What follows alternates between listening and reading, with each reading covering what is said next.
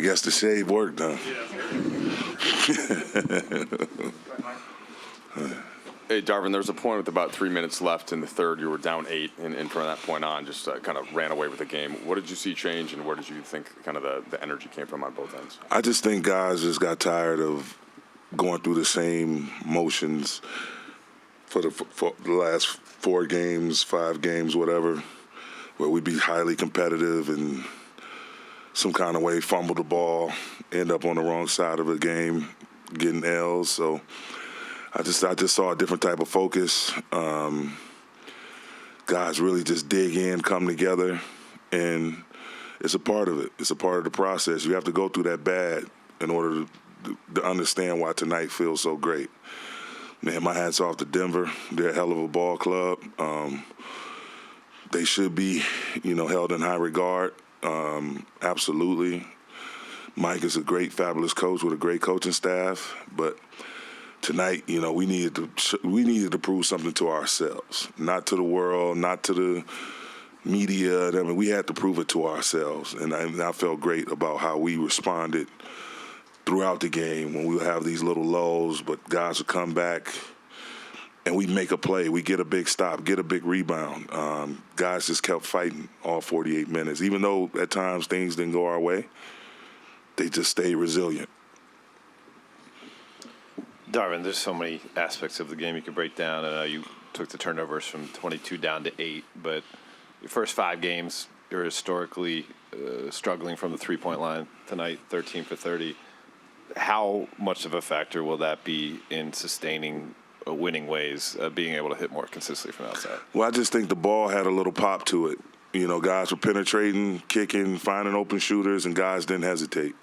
Made quick decisions, whether there was a secondary drive or another swing pass or, again, just being ready to shoot on catch. It was just a different humming to the ball and a different rhythm. And, I told these guys, man, I've been saying it since day one, the shots are going to fall. Our offense is going to catch up to our defense. But we just can't. We can't lose faith or waver in any way, shape, or form. We got to stay aggressive, stay confident, and live with the results. And I think you saw that tonight. Darvin, how do you feel getting your first NBA win as a coach? And why do you smell like Gatorade right now? It's actually a bunch of water. But it's great. I just haven't started here. It's ironic having started here as a coach, but also having started in Denver as a player. That's where I spent a majority of my rookie season, and all the way back to my parents, everybody, to come from where I come from and to be sitting on that sideline. I like to go out pregame and sit on the sideline, just smell the popcorn, see all the people, the buzz that's in the building. This is a phenomenal building. Our fans were awesome tonight. They're always awesome. Laker Nation is strong. So I just really wanted to give them something to really be, loud and proud about. So hopefully we can string a few of these together and just keep growing and learning and growing and learning.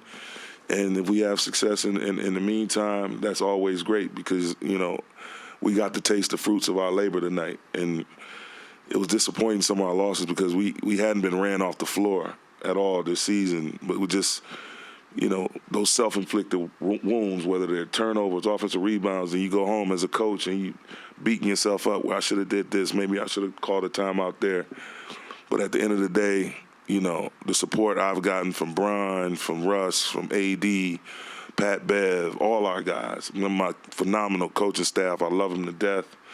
We couldn't be as organized as we are without, I'm the face, I'm the leader, but we have a phenomenal staff. Our front office staff, Rob and Jeannie, have been awesome. Jeannie sent me a beautiful text this morning. It was just to encourage and just let Rob know that she loves what she's seeing and the way we're competitive, we're competing, and we're determined, all the fight that's in us.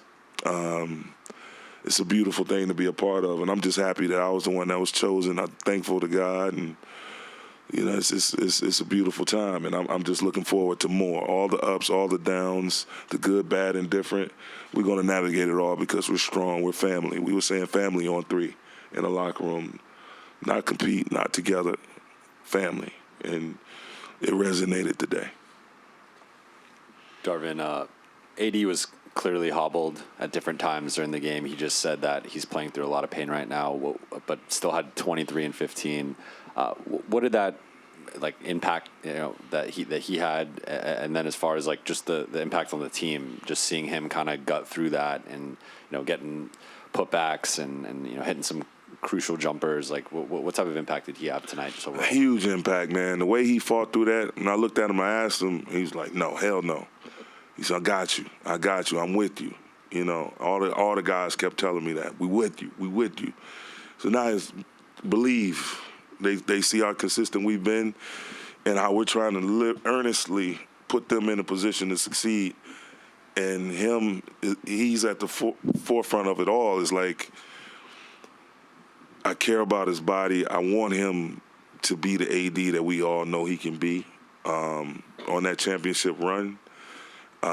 He showed it tonight, his tenaciousness on defense, timely shot making, communicating, and he was determined to finish this game. And again, we're not here to try to prove anything to anyone. We're trying to prove it to ourselves, and we did that tonight. And that's individually to a man and also as a unit.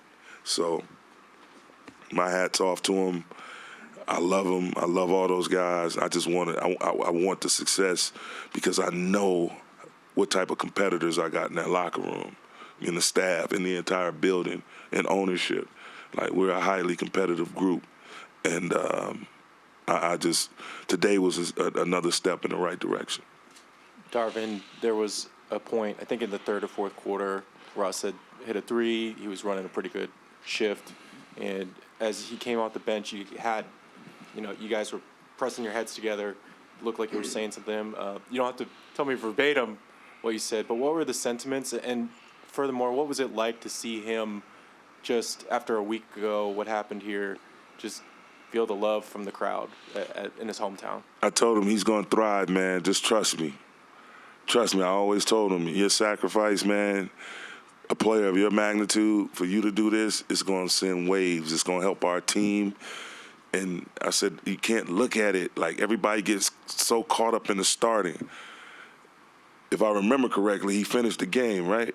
And so it's like, dude, I'm putting you in a position where you're going to come off and you're just going to lead a charge, a whole new wave. And it helped tonight. He's helping us in so many areas coming off the bench, scoring, rebounding, assists. He's giving those other guys, Austin and those other guys, confidence. Matt confidence, Wingin. So it's tailor-made, in my opinion, for our group as it's built for him to be in that role and then, gain his rhythm. And then now when Brian, ADR, our starters come back on the floor, he's in a good mood. He's in a good mix because he's playing and competing at a very high level. And our guys see that once they sit down and say, okay, he's taking it up a notch, so I can't come back in and be the one to ruin it. And so I'm so happy for him, man. He's last couple of games in Minnesota and tonight, he's been phenomenal. Nothing short of amazing. And I think I'm so happy, man. I know I can't even imagine what that kid is going through, man. One of the biggest things about me getting this job was for him to get that respect that he deserved, because a lot of what went on last year was not his fault. And everything, all the blame was placed on him. And so I told him, man, just listen to me, believe in me, bro. I'm going to put you in a position to succeed with the group, but you have to put the group first. It can't be about me or I or mine. It's got to be us, ours, we, and he's done that. Darvin, kind of along those lines, seeing him buy in and do what you've asked and show trust, how much easier does that make your job with the other 14 when it comes to asking for sacrifice, when it comes to asking for, I think AD mentioned Kendrick tonight, if does that set that kind of tone in that way too? Totally. You got to be able to coach your best players and be on the same page with your best players. we have good players, and Rob catches a lot of heat about the makeup of the roster, and NBA economics is something different. When you talk about salary caps and being a repeater tax offender or whatever you want to call it, and trying to construct a roster when you committed a large amount of money to certain guys, you got to figure it out. Nothing's perfect, and so in doing that, the one thing I see is you have these 3 first ballot Hall of Famers. You have a perennial defender in Pat Bev, and we have young guys that all have talent and just need a little bit of direction and to learn how to be a pro, learn how to compete at a high level in the waning moments of a game, and they're seeing that. How much those 3 big dogs and Pat are helping Lonnie Walker, Austin, even Matt Ryan, William Gabriel, all these guys that's coming off the bench and feeling confident, and they're encouraging them, be aggressive, stay aggressive. So we are going to do some special things this year. But first and foremost, we're going to establish the culture, establish a competitive identity, a physical identity, a defensive identity, and our offense are going to, LeBron is the best quarterback in the NBA, hands down, bar none. So I'm not worried about our offense. AD can score with the best of them. Russ pushes the pace. I'm not worried about our offense. We're going to score. But it's just all about creating our identity and reestablishing our culture as the Lakers.